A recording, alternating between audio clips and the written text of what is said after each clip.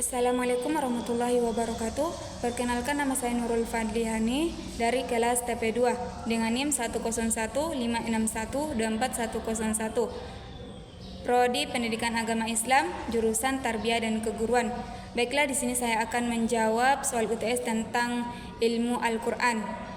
Langsung saja pertanyaan yang pertama, sebutkan dan jelaskan hikmah diturunkannya Al-Qur'an secara berangsur-angsur. Jawabannya, hikmah diturunkannya Al-Quran secara berangsur-angsur itu yang pertama, memudahkan penghafalan dan pemahaman. Penurun bertahap memungkinkan umat Islam menghafal dan memahami kandungan ayat dengan baik. Yang kedua, relevan dengan kondisi umat. Ayat-ayat diturunkan sesuai dengan situasi atau kondisi saat itu untuk memberikan solusi atau pedoman. Yang ketiga, menguatkan hati Rasulullah Shallallahu Alaihi Wasallam. Wahyu yang turun secara bertahap memberikan motivasi dan ketenangan bagi Rasulullah Shallallahu Alaihi Wasallam dalam menjalankan dakwah. Yang keempat, pendidikan bertahap. Umat dididik secara bertahap agar lebih mudah menerima perubahan hukum dan ajaran Islam. Yang kelima, memberikan tantangan kepada kaum kafir.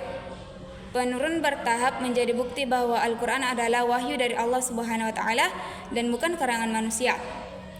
Pertanyaan yang kedua, jelaskan sejarah Jam'ul Quran wa Kitabatuhu. Sejarah pengumpulan dan penulisan Al-Quran dapat dibagi menjadi 3 fase. Yang pertama, pada masa Rasulullah Shallallahu Alaihi Wasallam, Al-Quran ditulis di berbagai media seperti kulit, tulang, dan pelepah kurma. Para sahabat juga menghafalnya. Yang kedua, pada masa Abu Bakar As-Siddiq. Setelah perang Yamamah, banyak penghafal Al-Quran yang gugur, sehingga Umar bin Khattab memerintahkan Abu Bakar untuk mengumpulkan Al-Quran dalam satu mushaf. Yang ketiga, pada masa Utsman bin Affan. Pada masa Utsman bin Affan, muncul perbedaan cara membaca Al-Quran sehingga Utsman bin Affan memerintahkan standar penulisan mushaf dengan dialek Quraisy. Mushaf ini dikenal sebagai Mushaf Utsmani.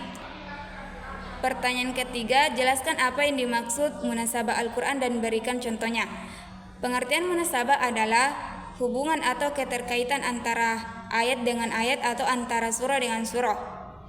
Contohnya pada surah Al-Fatihah dan Al-Baqarah. Surah Al-Fatihah memuat doa agar diberi petunjuk ke jalan yang lurus, dan surah Al-Baqarah menjelaskan petunjuk itu dalam bentuk Al-Quran. Pertanyaan yang keempat, berikan masing-masing satu contoh ayat Makkiyah dan Madaniyah. Ayat Makkiyah yaitu Bismillahirrahmanirrahim, Iqra bismi rabbikal ladzi khalaq. Quran surah Al-Alaq ayat 1, berisi tauhid dan berfokus pada akidah. Yang kedua, ayat Madaniyah. Bismillahirrahmanirrahim, Ya ayyuhalladzina amanu kutiba alaikumusyamu kama kutiba alal ladzina min qablikum la'allakum tattaqun. Quran surah Al-Baqarah ayat 183, berisi hukum seperti kewajiban berpuasa. Pertanyaan yang kelima, jelaskan apa maksud al-muhkam dan al-mutasabih dan berikan masing-masing contoh. Al-muhkam yaitu ayat yang jelas makna dan hukumnya, dan contohnya dan tidak membutuhkan penafsiran tambahan. Contohnya, Bismillahirrahmanirrahim, La taqrabuz zina innahu kana fahisyatan wa sa'a sabila. Quran surah Al-Isra ayat 32. Al-mutasyabih yaitu